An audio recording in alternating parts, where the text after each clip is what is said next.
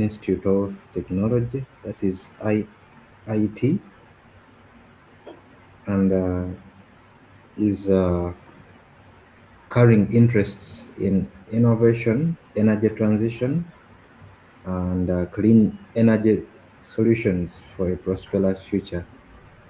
Is pursuing his PhD in as far as energy transition is concerned. Is dealing with production of energy, I'll call it fuel, uh, from hydrogen. So he's studying how best hydrogen can be used to run machines, to run our automotives, and all that requires energy. And with the interest of time, it is 5:13 Indian Standard Time. Allow me usher in Mr. Henry to carry on today's presentation. Dr. Henry, you're most welcome. We are the Pan African Science Hub. Thank you very much, Mr. Modulator. Salonat, it's my pleasure. Good evening and good afternoon to everyone, wherever you're based. Yeah, it's a great honor and a privilege to join you today as a guest speaker for the Pan-African Science Hub. That's PASH, right? This is webinar series 1, Export 5. I sincerely thank you, Mr. Organizer or the modulator, Mr. Leonard, for the invitation and the participants for taking the time to be part of this important discussion. As I've been introduced earlier on, my name is Dr. Mpaata Henry Van Vicker. I'm a PhD scholar at Indian Institute of Technology, Delhi, because India has, IIT has a lot of branches. They're around 16, so I'm in New Delhi. I'm an energy implementer in the Ministry of Energy and Mineral Development back home in Uganda. Then I hold a master's degree in renewable energy technologies and management from IIT Delhi, and a bachelor's degree in chemical engineering from Chambogo University, Kampala. So my research and professional interest focus on the renewable energy system, hydrogen energy, biofuels. When I talk about biofuels, those are the ethanols. We have ethanols, biodieselos. Those are the biofuels I'm talking about. The energy transitions, sustainable development and the clean energy technologies aimed at addressing Africans' growing energy needs while mitigating the climate changes. So today's discussion, I'll be speaking on the topic, transforming Africa through sustainable energy, innovation, energy transmission, and also the clean energy solutions for the prosperous future. So during this presentation, we will explore how innovation, policy, investment, and also emerging clean energy technologies can accelerate Africa's transition, the sustainable, resilient, and inclusive energy future. We will also discuss the immense opportunities that renewable energy, hydrogen, biofuel, and other clean technologies presents for the economic growth. As all of us, if we are from Africa, we are having challenges. And also, I encourage you to actively participate by sharing your thoughts, asking questions. And I'm also here to learn, because I can't say that I'm the source of knowledge. I'm here to learn, and also we have a group discussion. So I look forward to engaging and insightful session with all of you. Thank you once again for joining us. Let's start. So I'm gonna share my PPT, right? Is that okay, Yes. Mr. Modulator? Yes, please. Okay, thank you very much.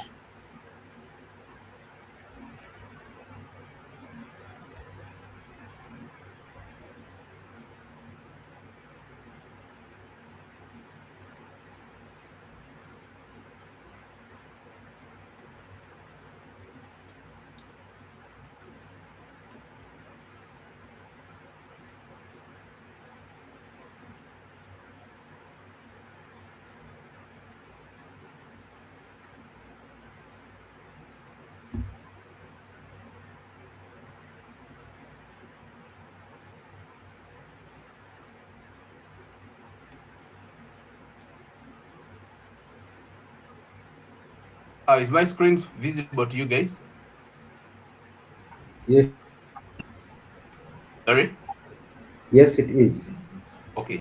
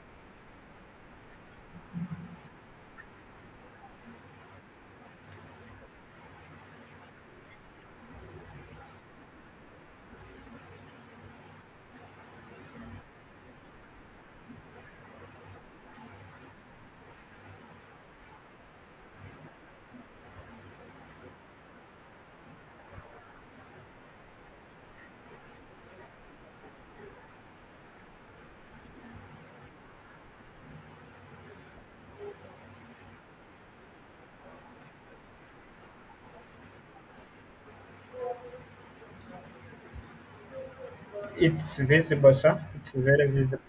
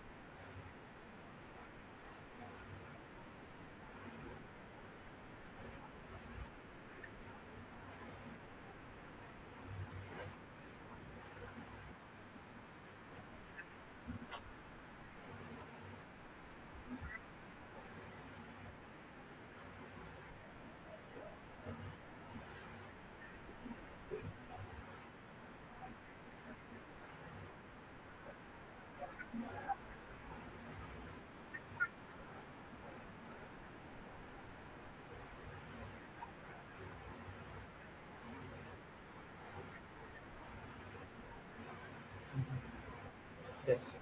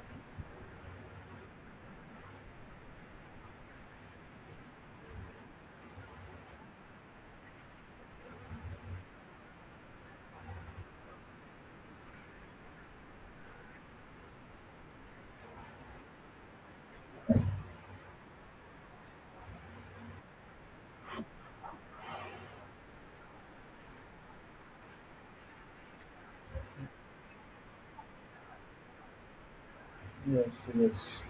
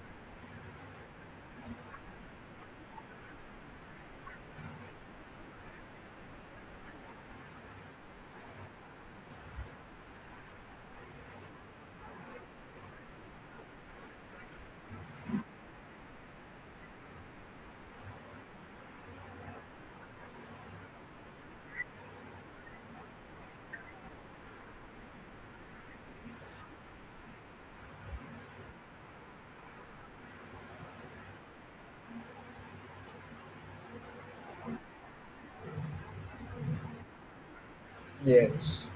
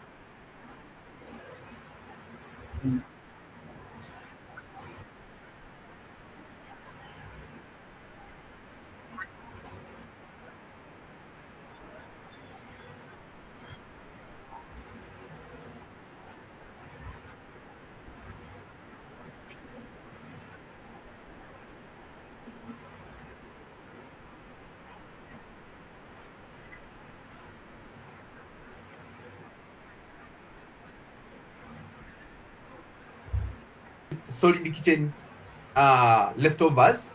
You just put them into your digester, you'll form methane as the natural gases. We have electrolysis, they are under near term. So when I talk about mid-term, we have the bio-derived liquids. We have also the microfiable biomasses conversions. So nothing much is here because I just wanted to explain much. So here we have the enthalpy of combustion and the low heating values of hydrogen. As you know, hydrogen, when I talk about combustion, it reacts, it's like a reaction.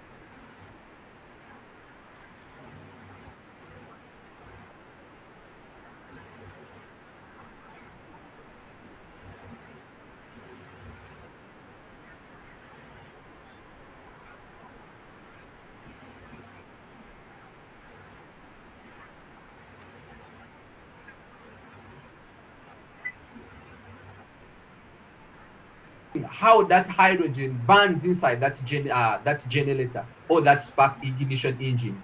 It's someone can also use hydrogen as a way of producing power.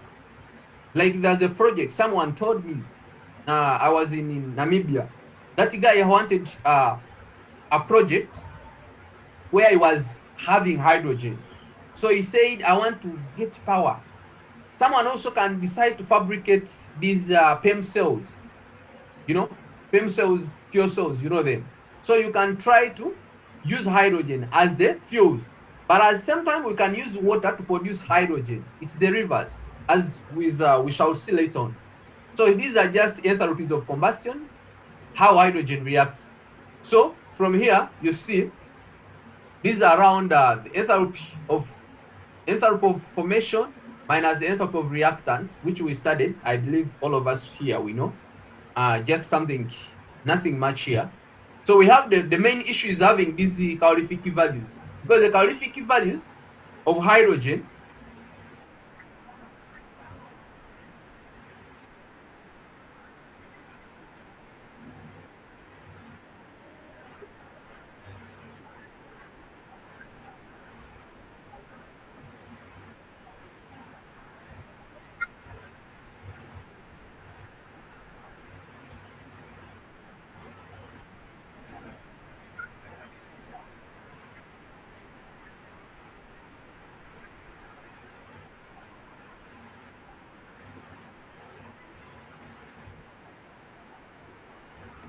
calorific value. When I talk about calorific value, it is something how it burns, the consumption, how the fuel, how it will burn. That's what I'm meaning. So when I go here, these are enthalpy of combustion and the low heating value of hydrogen. We have hydrogen, I mean water splitting into hydrogen plus a half of oxygen. So we have the dg, this is the Gibbs free energy equals the enthalpy of formation minus temperature times the entropy. So the ideal efficiency, we have the change in the Gibbs free energy over the change in the enthalpies. So here I'm trying to change. So you see the volume, I mean the heating values or the high heating values of hydrogen produced over the electricity used. So when you see here, the ideal efficiency,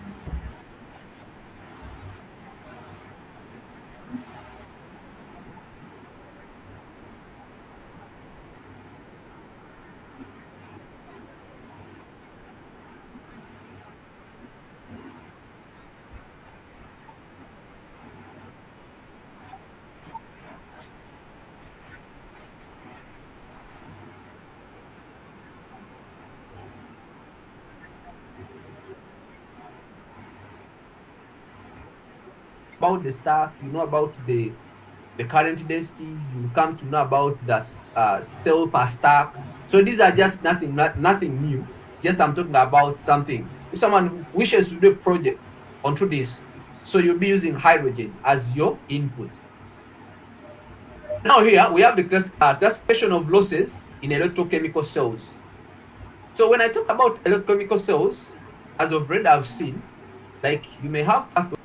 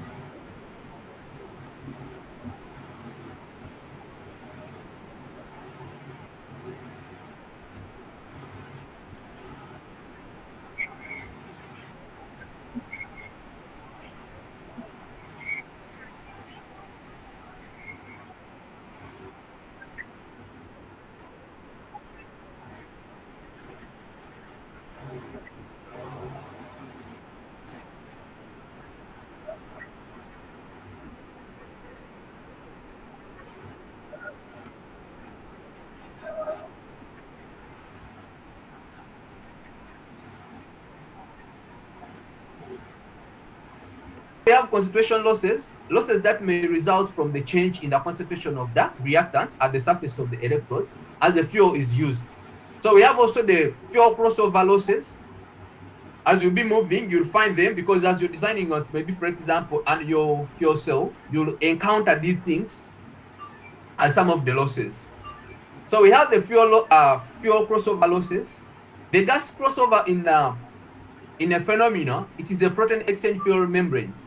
So nitrogen and oxygen from the cathode passes through the membrane to the anode, which the hydrogen process from anode to a cathode. So you know, if hydrogen is formed at the side of the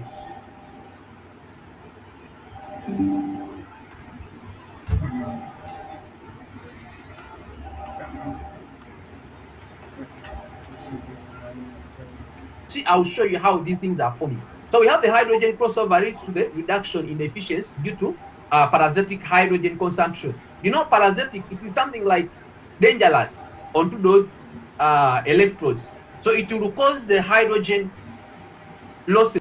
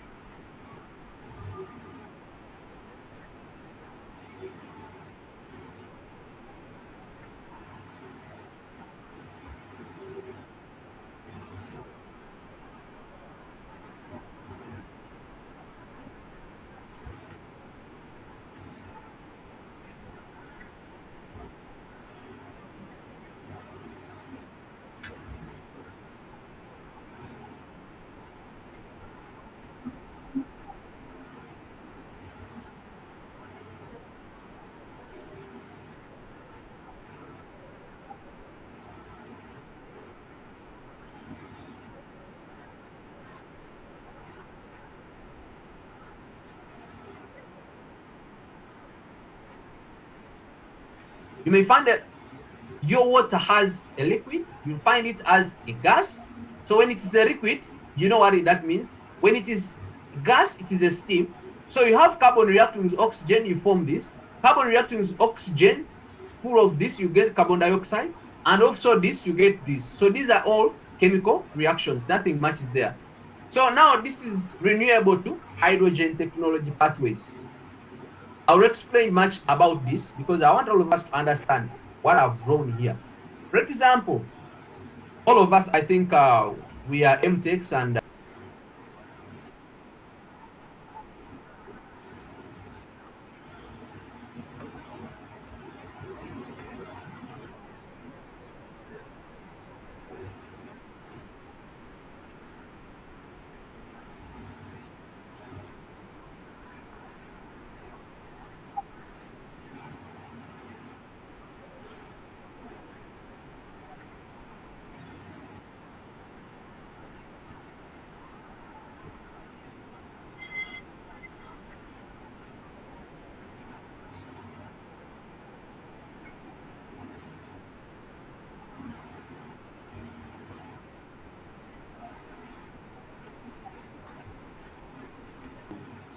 a sugar factory, they say, oh, my gentleman, how are you? I'm good. So I'm here for that job. You're like, okay, that's great. So maybe you get the CEO. Good enough, you may get a CEO for the company. Says now, I'm producing a lot of biomasses. When I talk about biomasses, for example, here, are you seeing my red stuff when I talk about biomasses? Do you see what I'm highlighting here?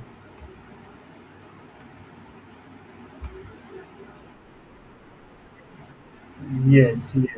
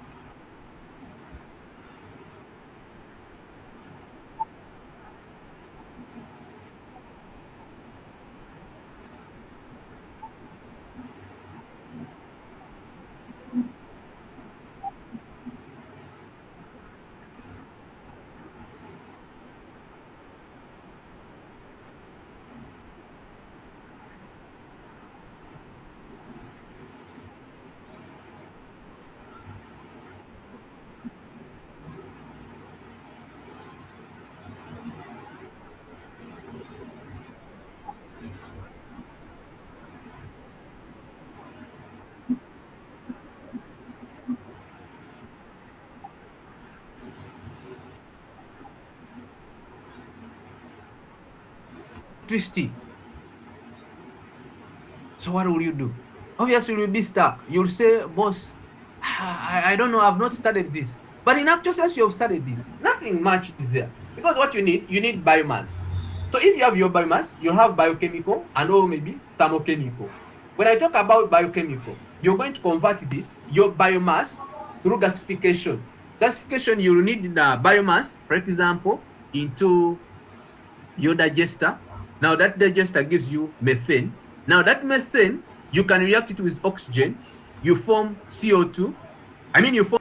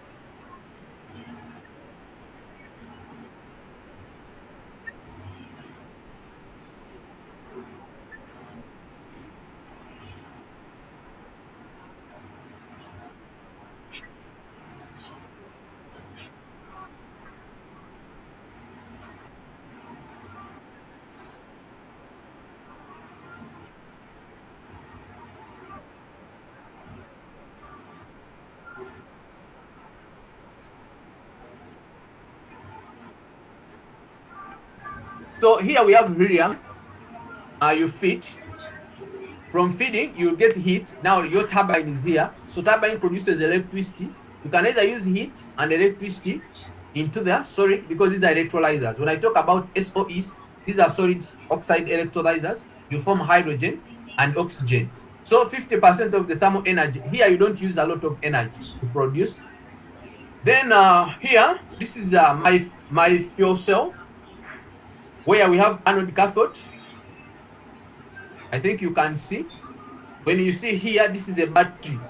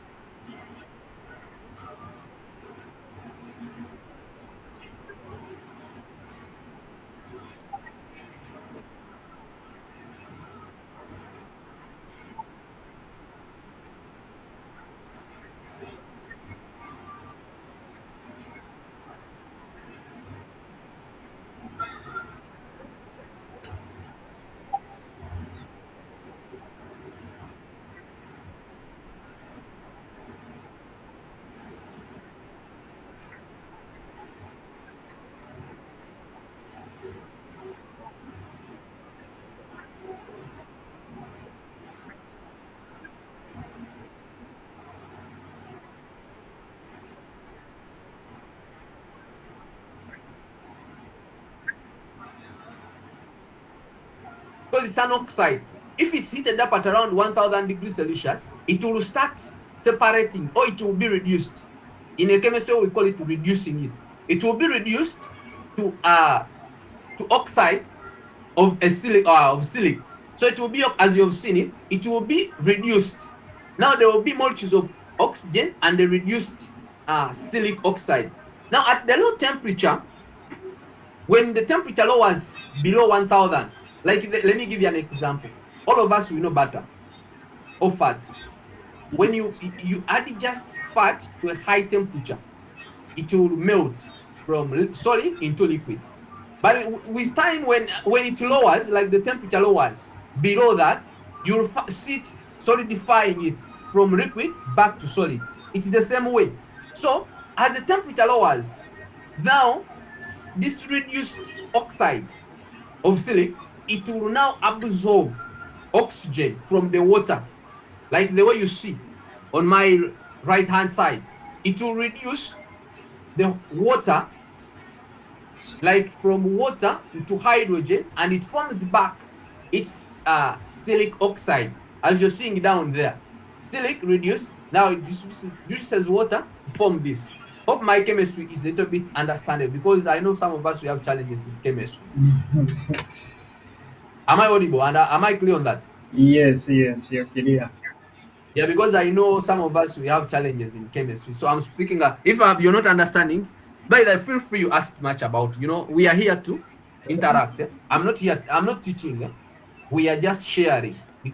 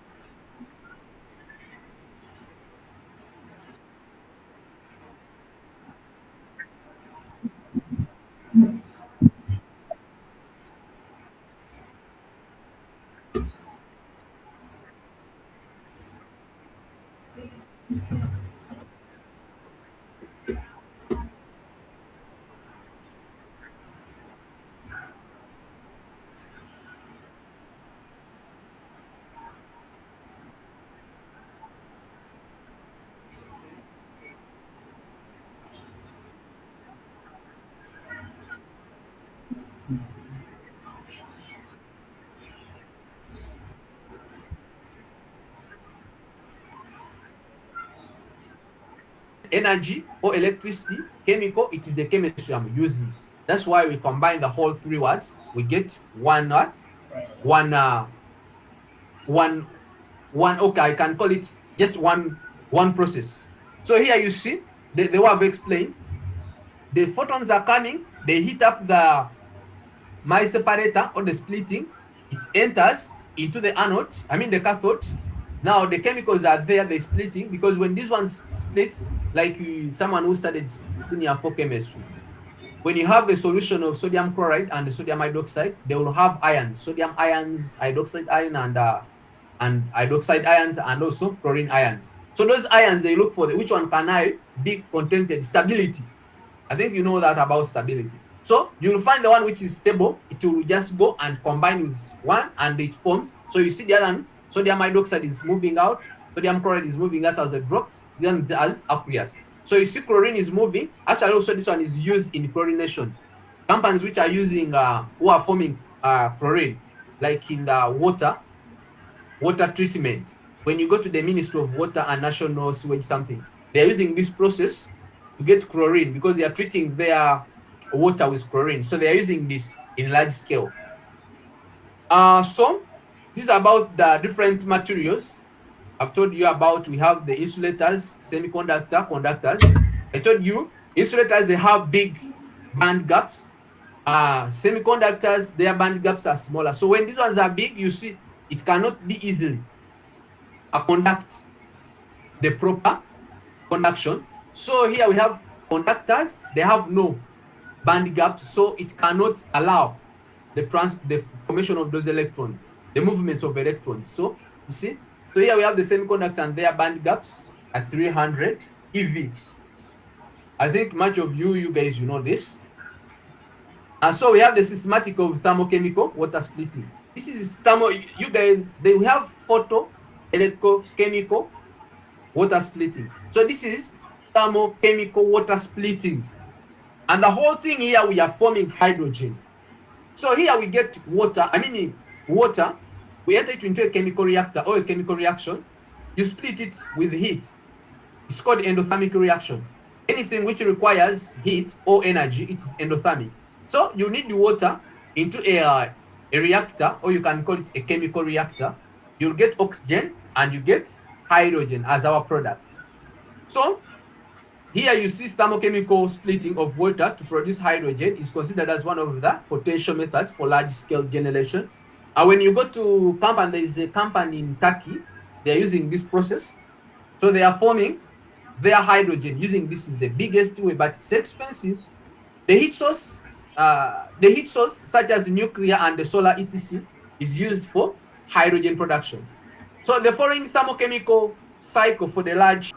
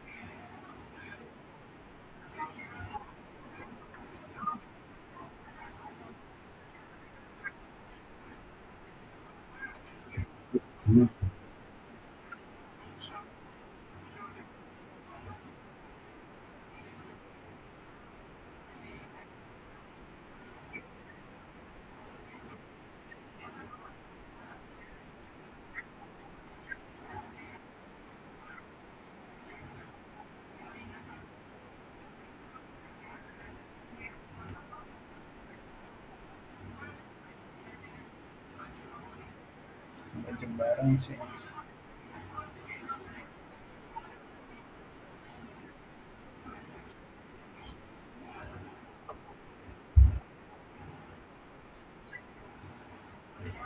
Humans July.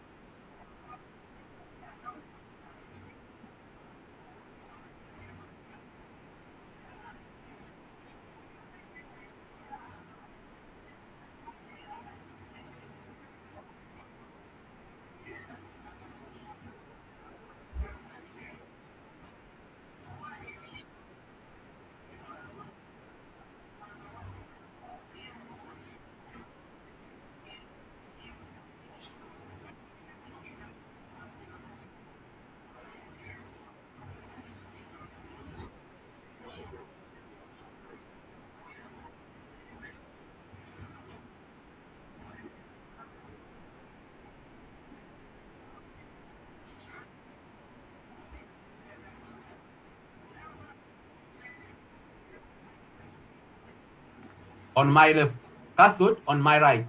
So what is that? You just need to master what is it, because someone can play with you. You know, sometimes there are students I normally challenge. I can just draw and I fail to put cathode anode electrodes. Then I just feed. I say, I'm feeding water on the side of cathode.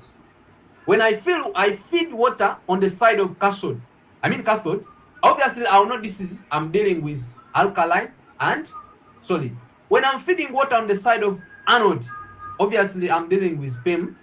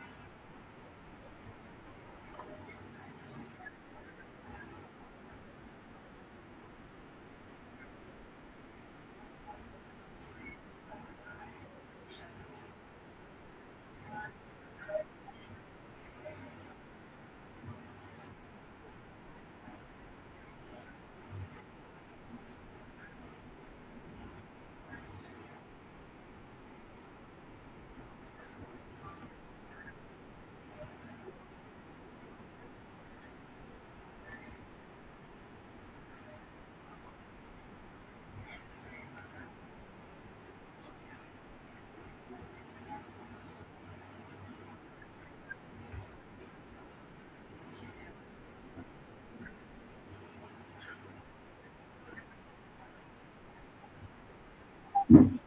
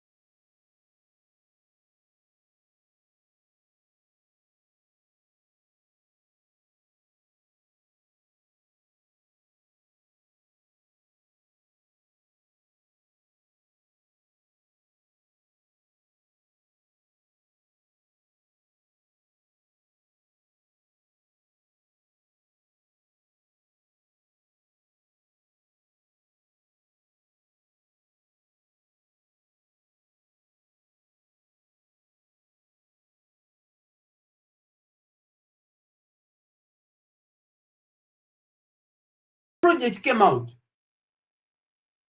You see, guys, hope you guys understand what I'm talking about.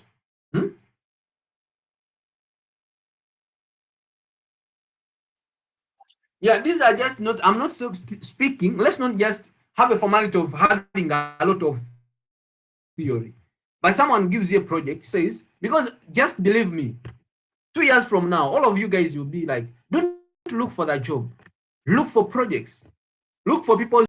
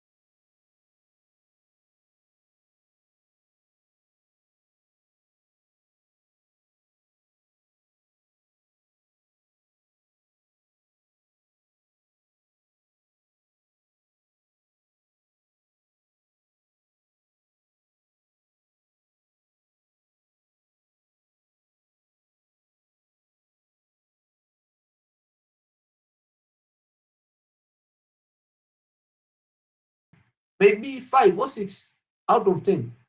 But it can turn a problem into a solution. And people can benefit. All these things we are using. Now, like you see, right now, these guys are Mahindra. They are doing something onto the lithium ion batteries. They called me. Like, gentlemen, can you at least tell us about it? What can we do? Like, contribute any knowledge? We were just a group. You see?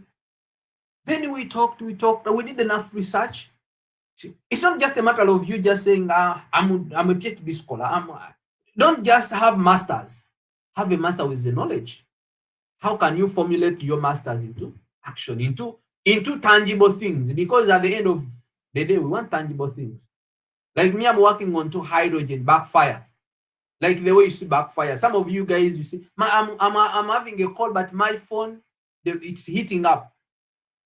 What's the reason? Do you guys have ever investigated what's happening? Why is your phone heating up when you're on a call? Or for example, you're talking, you've ever talked, you start feeling your phone is heating up.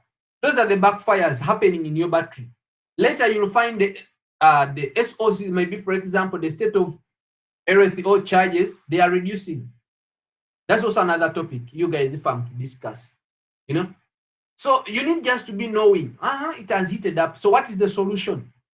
Some of you guys, you go, let me just go to these guys, they repair my phone. Someone even he did not go to school, but imagine he's repairing a phone of someone who has attended the master. You hold a master, even you hold a PhD, but you cannot even know why your phone is heating up. So we are not talking this as theory. As I've told you, we are here to learn something.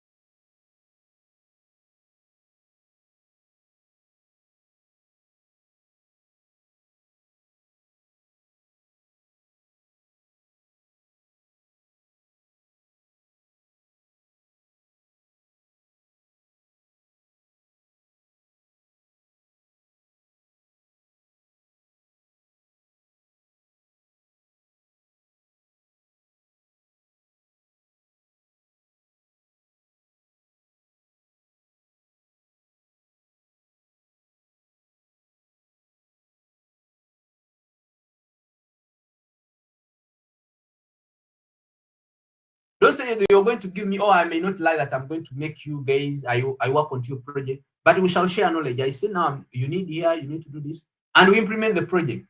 We can even implement it in our country, because in the Ministry of Energy, we need a lot of projects to be implemented on. Projects. But you guys, we are here, you say, I want to go to company, I get a job. They ask, what are you going to change? What are you going to contribute to the company? You will start also using the same knowledge these guys have. See, come with something new, you know? Okay, thank you very much, guys. I appreciate being part of this presentation or discussion with you guys. It's my pleasure meeting you guys, and I pray that we can meet. If you need more knowledge about hydrogen production, maybe application, like guys who are doing something in green steel. If you talk about green steel, you want to produce those bars, green cement, because even this is a project I'm working on, green cement with Toro cement back home. So I want to do what they call green cement. So green cement is you use hydrogen. So we want to reduce on those CO2 emissions in the atmosphere.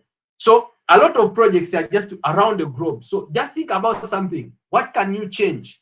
You know, then someone will say, this is really an engineer. Someone has reformed.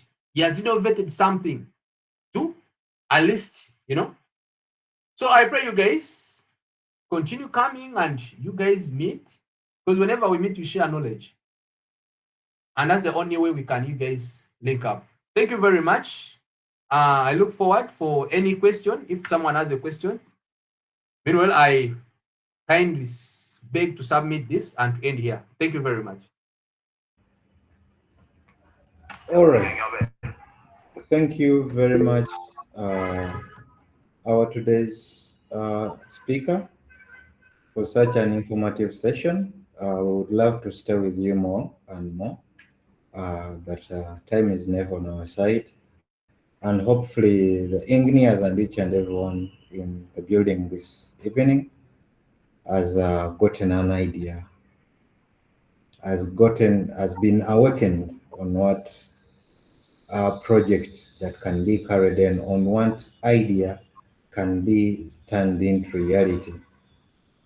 So I remain Ronald, and at this moment we have a few questions.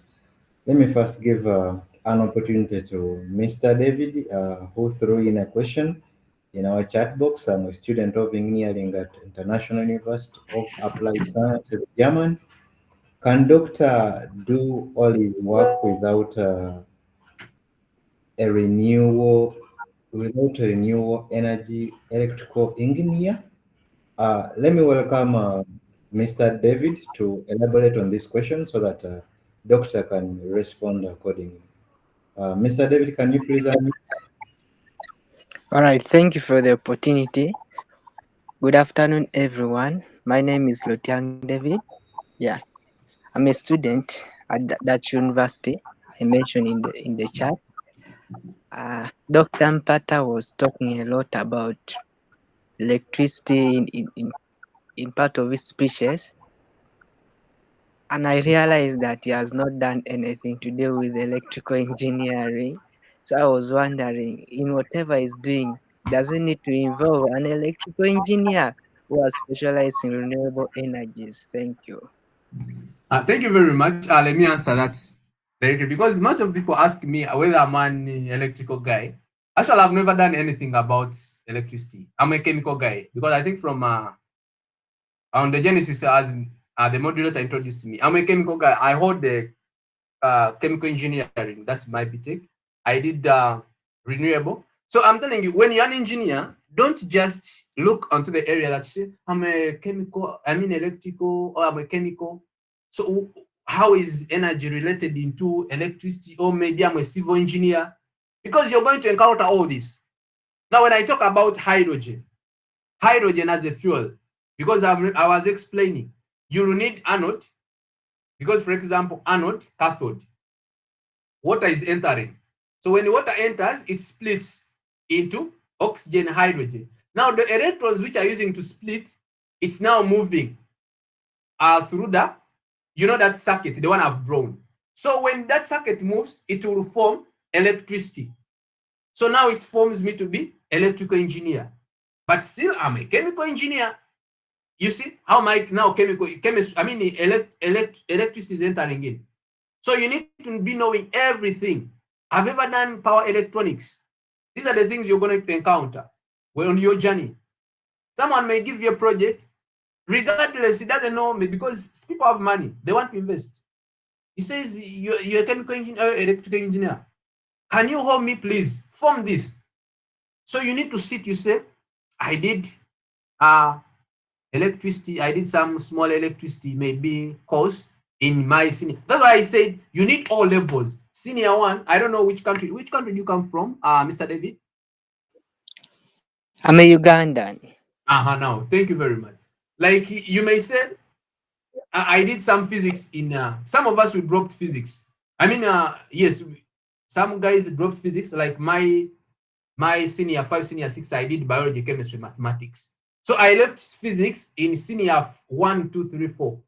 So I had to sit as like, oh, I did some simple physics. Now, if I remember those, those kind of physics, the one we did. I don't know much, but at least at my level right now, I understand much, So those are the kind of physics you will bring. And you say, now I need to bring this small physics. I match because the guy wants a project to be done. You're not going to tell him, I'm just a chemical engineer, I'm an electrical engineer. So how am I going to make this? You understand, engineers? So you're supposed to be an engineer with knowledge because you're the source of knowledge. Because me right now, you can give me a project of, for example, I can just, even I implemented this such simple project on wind. Some guy was, he had a wind project. So he wanted a wind and he was like, we have hydrogen, because he was telling me, no, he was telling me, I think, let me just check the chat. This question was just 1 minute. I tell you how the thing now came in, Mr. David. And this guy told me, remember, this is someone, I'm a very young guy, and I expected him to have much, but listen what he told me. We met and I was like, sorry for your time, but I just want to give you, Mr. David, to answer this. He was like, an engineer. I have a company. I'm planning to achieve a net zero. That's what he told me. And by installing a wind power plant for its energy requirements, my industry needs an average of 3,400 megawatts hour of electricity and 1.2 tons of green hydrogen per day. So it's producing 1.2 tons per day of hydrogen. Now, he said, can you help me to install a capacity of wind? I was like, how am I going to formulate this? Now, you see, David, someone meets you. He thinks, because people have money, someone, he just like the way I can come, you have your phone. You take your car, into a garage. You don't know what happened. This mechanic wasn't with you the time you are driving, but he has to discover the challenge or the problem of your car, and he needs to buy exactly what that car needs. Am I lying, David? No, you're not lying. You're not Because lying. this is what engineer you should also be like. Be those guys, because those guys sometimes even they are illiterate. You may find those mechanics in the garage back home. You're from Uganda. You take your bicycle, you take your motorbike.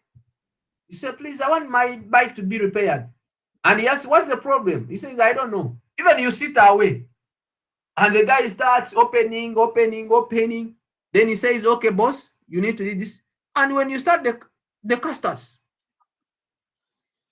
So that's how engineer also should be. Don't just say, I'm on chemical, I'm electrical. I shouldn't just do much, So you need to be versatile. You understand? Hope your question has been answered, right? Yes, it has been answered, though I have another one. It's okay. Go on. We are here to discuss. I'm doing Bachelor of Engineering, but I have very many specialization tracks whereby I can specialize in renewable energies, digital electronics, and electromobility. Though I also have mechatronics, cybersecurity engineering, and robotics. But I'm going to ask based on electrical engineering because that is my passion. I want to specialize in one of the branches. My question is, I'm deciding on taking renewable energies. My question is, can I easily get where to work as an entry level after my degree? Yes, because I want to specialize in electrical engineering, renewable energies. But my question, can I easily get work in Uganda, which can employ me like projects? Yeah, thank you. Back to my questions and I should say my discussion.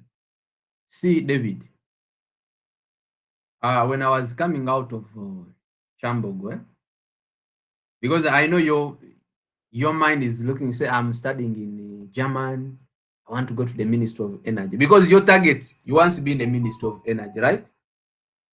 Am I lying? Because let's be so genuine. Am I lying? No, I just need projects where I can easily get work from, whether private or government. Thank you. So you're the one to have projects. See, you do research, implement your projects, publish your projects. People will look for you, man. I'm telling you this. Because now, actually, I would recommend you go for renewable energy. Uganda, we are still lagging in renewable energy. Everyone thinks, renewable energy. But what's renewable energy? You can decide to say, now I'm going to do something renewable, maybe hydrogen. It's a good project. You say, I'm going to do renewable, maybe anything. Because now imagine, you know Kampala, right? KCCA, you know KCCA, right? Now, KCCA, they last time I think you had a scenario where their waste, the one they normally gather, that side it heats up and it burns. Is the time even it covered, I think it slided over some people and died. You know that? Yes, yes. So in renewable, that's a very good project, my brother. And I'm looking into that because when I get back home, I want to start onto that project. See, why do you know why that thing is burning always? In Uganda, we have good kitchen salts. Those wastes are very good. You may find those of matoke, banana. You find they are mixed with sweet potato with good calorific values. So you'll find the methane which is being produced there. For example, the methane will have even 50 megajoules per kilogram. You see? And this one, if you convert this, it can form your LNG. Because now methane is a natural gases, right? So you'll have desertified natural gases. And everyone now, they are looking like now factories. There's a company, it's called, they're using in power electronics. So you start producing your own methane without even a cost. You just get those guys from KCC, they implement, you start producing your methane, you sell it to these power electronic, these companies. I can even show you one of the companies. There's one here, it's called, which is buying. Which company is this? It is in Namamve. They are buying methane. So they are using it for power generation. So you sell your methane, you're producing, you liquefy it. When I talk about liquefying it, you know what it means. You put it in a cylinder. Huh? Devi, am I there? You put it in a cylinder, then you start selling your cylinder, like maybe 5 kg of 12 kg. You start selling it to them. But where are you picking? Because you have the resources. Raw materials are there. Like it or not, people are going to eat matoke and they will peel. People are going to waste because people may think they are dumping. You know? So at the end, for you're getting your methane, and you see it's always, because even there is a time, is it in where is that place? I think you guys know that place where they dump. You in the morning you find there is fire. It's burning. because that methane is very, very good. So when you rectify it, you make your methane, you start selling it. Now that's a very big project. I want you to think about that. That's a very, very, very big project. Before even you graduate, just to have that, you start having your rectified natural gases, LNG. People will look for you. Okay?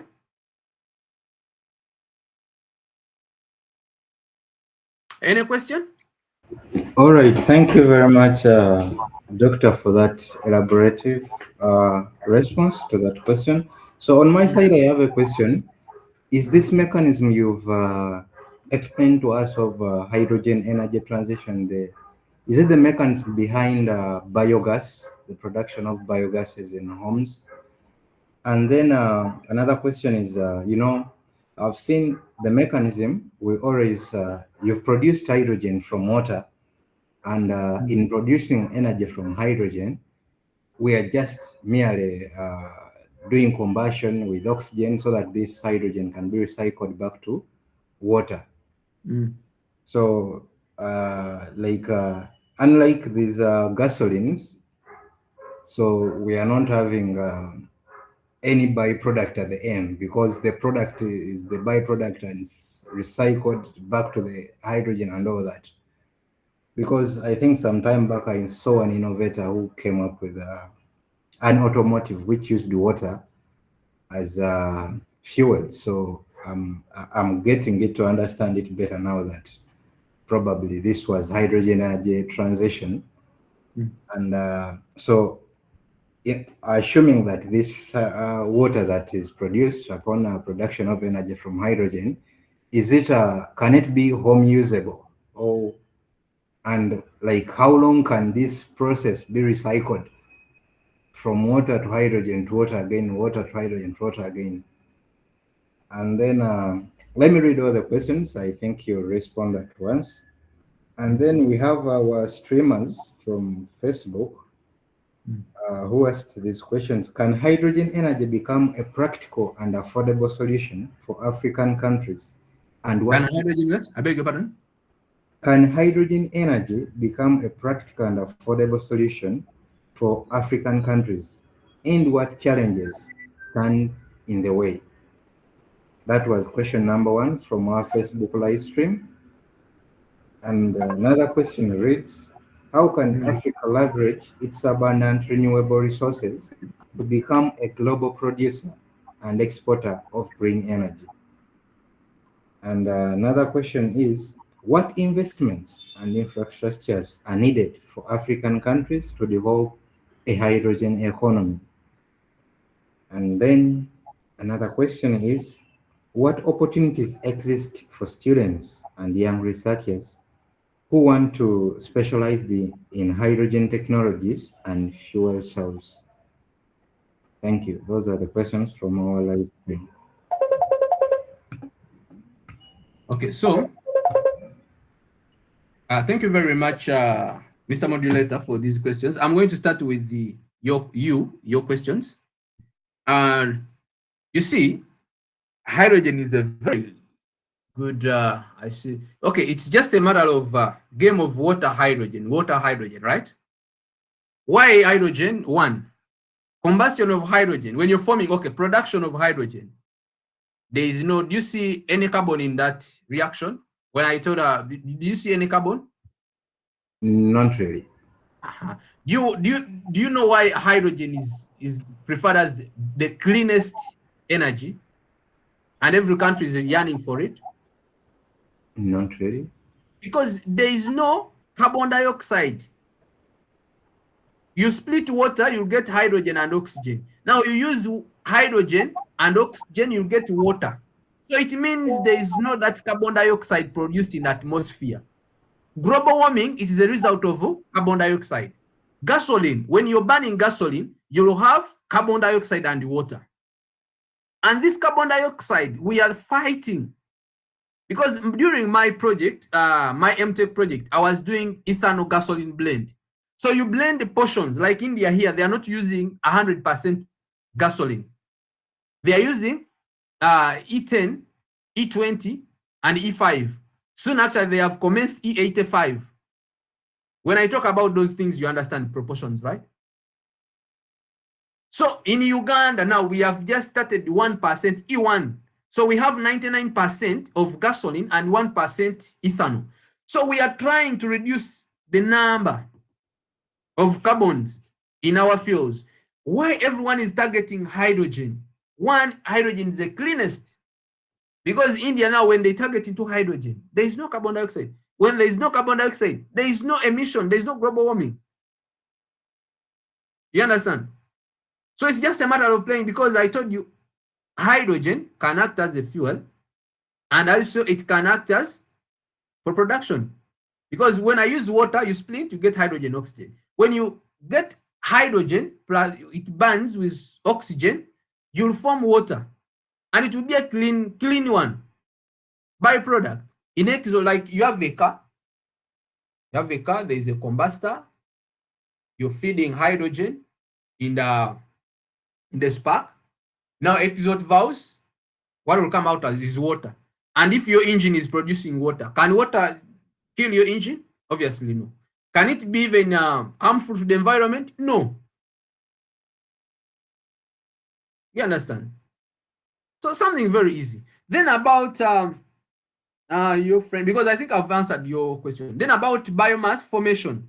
Is it related, like biomass formation? Like biomass, I think when you talk about biogas, here we have natural gases. Natural gases, that's methane. Huh? You know you form methane. It's very simple. Have a digester.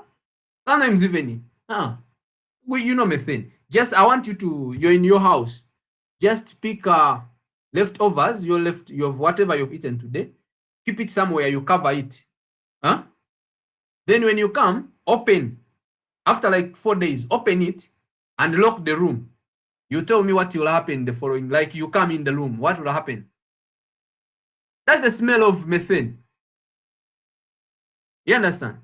So it's just a matter of getting that methane, C4 plus oxygen, to form you carbon dioxide, because I was writing those equations, plus hydrogen. So this is the hydrogen you want. Now this carbon monoxide, it's dangerous in the atmosphere. So we use water, gas shift reaction. So we get this carbon monoxide, you react with this steam, which is steam, as you know, steam. So you'll form carbon dioxide plus hydrogen.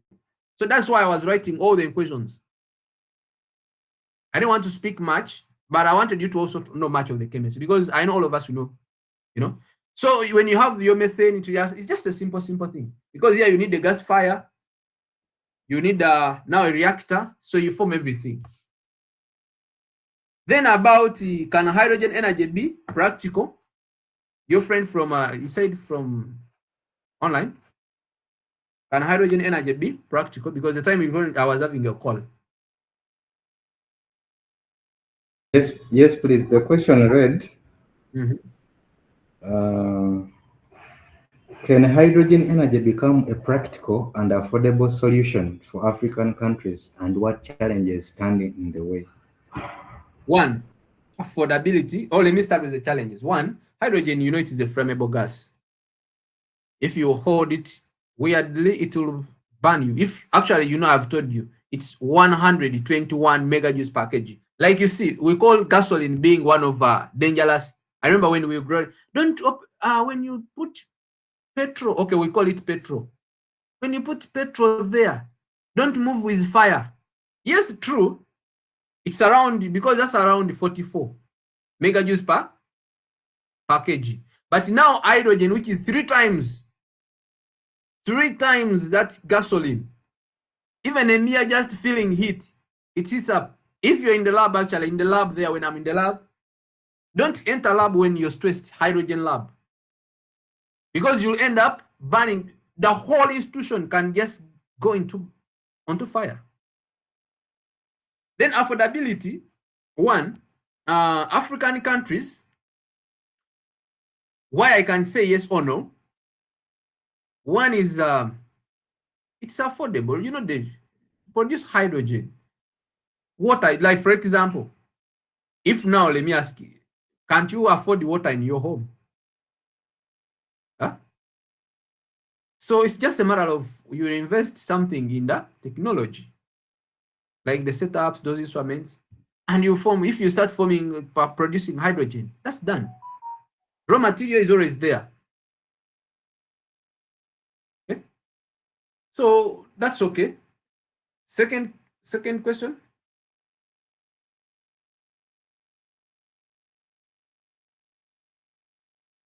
Second question, you are like, Yeah, well, the second question was like, how can Africa leverage its abundant renewable resources to become a global producer and exporter of green energy? see, one, what I can say in Africa, why we cannot be exporter of renewable energy. One, like some of us, we are doing things at a small scale. That's one thing.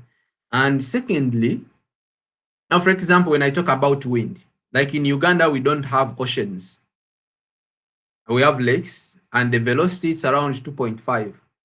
People of oceans, their velocity is around 7. So to put a turbine, because even in Uganda, we have tried to put turbines on in island, that's Kalangala, but it is almost not working out, you know? So that's one. The challenge is that, like, my country is landlocked, so having that, it may be a challenge. Secondly, like about like now I'm talking about Uganda. For example, when I go to solar, there's a season for us. It's not like in India where you'll have sun heat, like maybe this month and this month to be sun heat. In Uganda, you can wake up when it's showing that it's sunny. Then on your way maybe to work, it starts raining. You understand? So when you set up a project, like maybe a project of a solar power plant, you need a lot of like generators backup, like maybe you need batteries, batteries to store. For example, if it's hot, you need these batteries. And now, like the batteries you need the lithium ion batteries, which are a little bit costly. So people mainly they just produce for their country. They don't mind about others. Is that all clear? Then the last Still on that question, you've mentioned the challenge of us being landlocked and the challenge of winds and all that. Does that render us incapable of, venturing into green energy?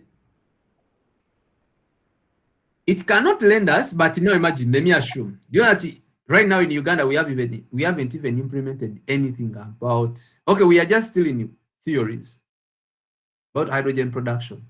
And other countries now like China, now they're into use. You move and you find someone whose car, he has, okay, let me give an example. Simple example. All those who are in India, can a day pass without you seeing EV cars? Can you spend a day without seeing EV cars?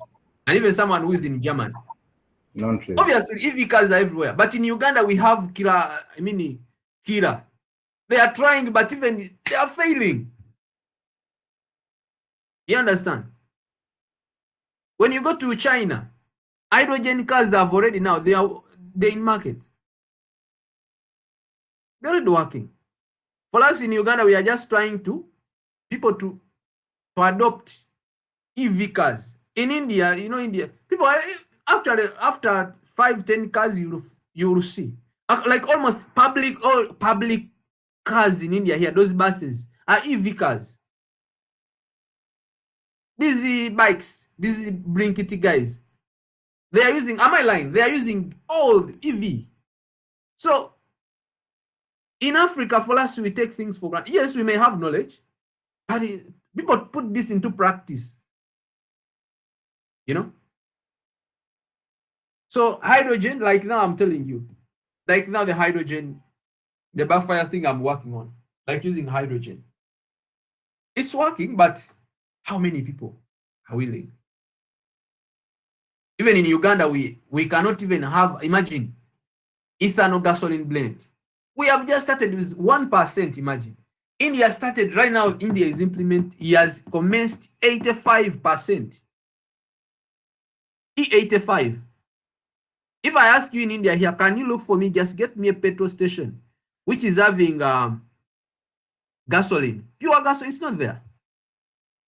They have E10, E20, E10, E20, even E5 is not there. But in Uganda, if you tell someone, man, you come and pick this, it's, my car will get spoiled, you know. So sometimes it's mentality, but I pray that we are towards that. If we get some good engineers, let's not lose hope. We are engineers. We are the future of our countries. All right. Thank you. All right. Before I call in our CEO, Mr. Pius, there is two more questions. What investment and infrastructure are needed for African countries to develop a hydrogen economy? Investment and infrastructures. One, you look for the green. But there are people who are giving subsidies on green. If you just, even you can type sponsors or people who are giving subsidies on the green hydrogen. They are there. Clean, because now like this pop, they are there. Funds are there. Infrastructures, just start a factory. You start doing electrolyzers, like I told about PEM. Because you have raw materials, water, like you just start one near to a lake, then everything will just be, you know. Yes. All right, one more last question. What opportunity exists for students and young researchers who want to specialize in hydrogen technology and fuel cells? Actually, future is brighter for hydrogen, because if, for example, you have more knowledge on hydrogen, and let me assume you want either to go into academia or you want to be energy implementer. Everyone, for example, if you go and speak all this, you say maybe we can do this.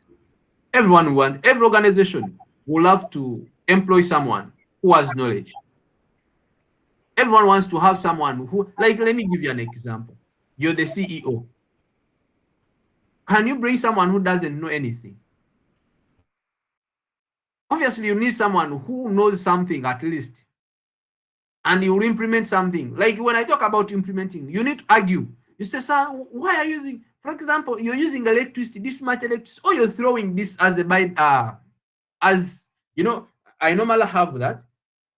A waste is not a waste. Do you believe, you scientists, do you believe that? A waste is not a waste. It might be a waste to your factory, but it's a raw material to someone's factory, right? Or a company. So as you are a young engineer, you young innovators, for example, you go to a company, they are throwing things. You reform or change that that waste into a raw material. You understand? And they will call, yeah, this is an engineer. And no one will tell, because now no one will compete what you know. What you know, no one can compete for it. If you say now I can convert this kitchen, or for example, you have those solid, I can even just call anything. For example, you go to your village, you have rice husks. You can say, I can turn these rice husks into briquettes or pellets. You know those pellets and briquettes. Which villager guy will come and compete with you? Because he doesn't know much about it. You understand? And you're producing pellets, you're producing briquettes, and the people are buying. Someone will say, district level, they say, please, you come. Now you start your employer. They give you office. You're not looking for the job. They are looking for you. You understand? African guys, for us young guys, we want to come out, you get a job with a car. And these are the dreams. With a house, then you marry, you want to enjoy. But when they ask you, what can you implement? You say, I have good grades. That's the only thing. And the way we write our CVs, I know this, I'm passionate, I can work in all conditions. When they ask, what can you really change? What have you brought into the company? It's not your papers, because your papers are, let me ask, how many of you guys, okay, I don't know, some of you have worked. Like, I mean, this, they work, they some, is the manager comes all day, so say, all of you guys, you gather here. Who has the CGP of 9? Can that happen? Obviously, they will say, what has maybe Leonard done? At the end, they will say, oh, Leonard is getting an award of this, he did this. But they will not say, Leonard entered here with a good CGP, 9 out or 10 out of 10. Please, we are awarding you every year because of your good grades. It doesn't work like that. Okay? Thank you. All right, thank you very much, Dr. Henry. At this moment, allow me welcome Mr. Price, our Chief Executive Officer, to throw in a word. Mr. It's Price. okay.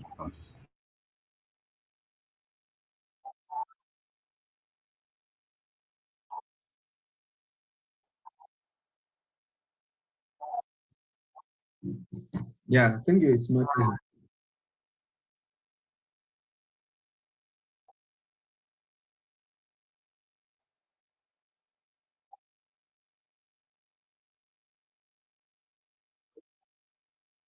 Mm.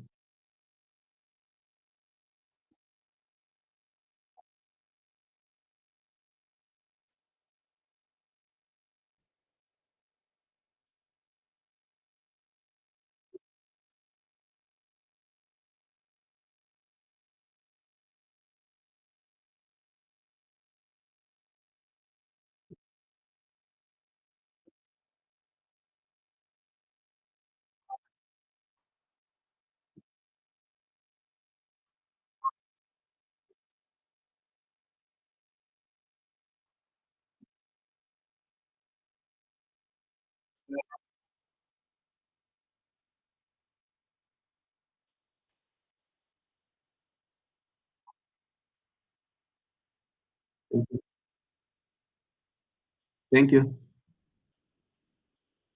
So for you, you're biomedical, I beg your pardon, you're biomedical engineer, right? Micro, right?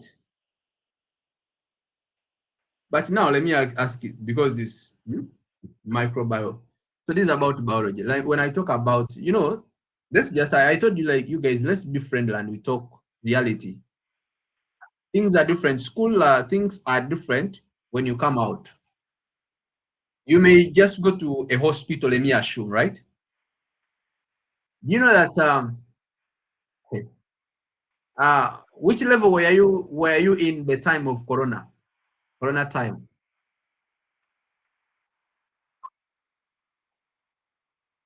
Okay, that's okay, that's enough. You know the kind of scarcity of high oxygen that time when people wanted to be admitted onto oxygen. You remember that time? Hmm? Now, I just want you to understand what I was talking about. So if I have water, yeah, I split it, what will I get? Because I want to talk to you. What will I get? Stop there. And do you know why? Because these are guys that we are producing from China. I think you are seeing those cylinders of hydrogen. People who were admitted onto that, they wanted what they call moist hydrogen, oxygen. This oxygen, it has that moist of water.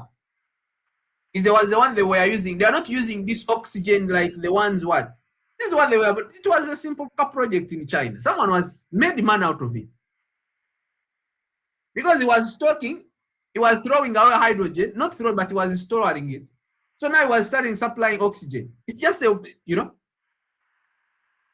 want oxygen in the lab. You can decide you produce your hydrogen and oxygen. You give hydrogen to those who want. Oxygen, you store it in the medical labs. You understand? Now, people who comes, because they don't admit them, our oxygen, the one we know. They use this moisture oxygen, which are produced from water.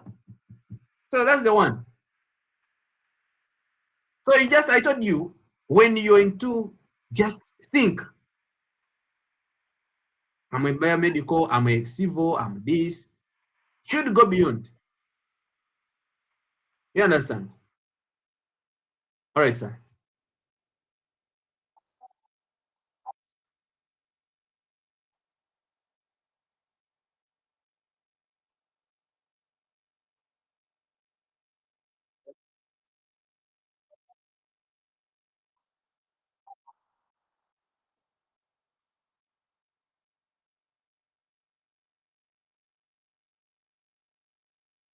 It's my pleasure. I'm humbled. Any question, anyone? This Bure over Rashid the bias. Any question, sir? Because I want us all of us to be at the same. Bule. Yes, sir. Yes. How are you, my brother?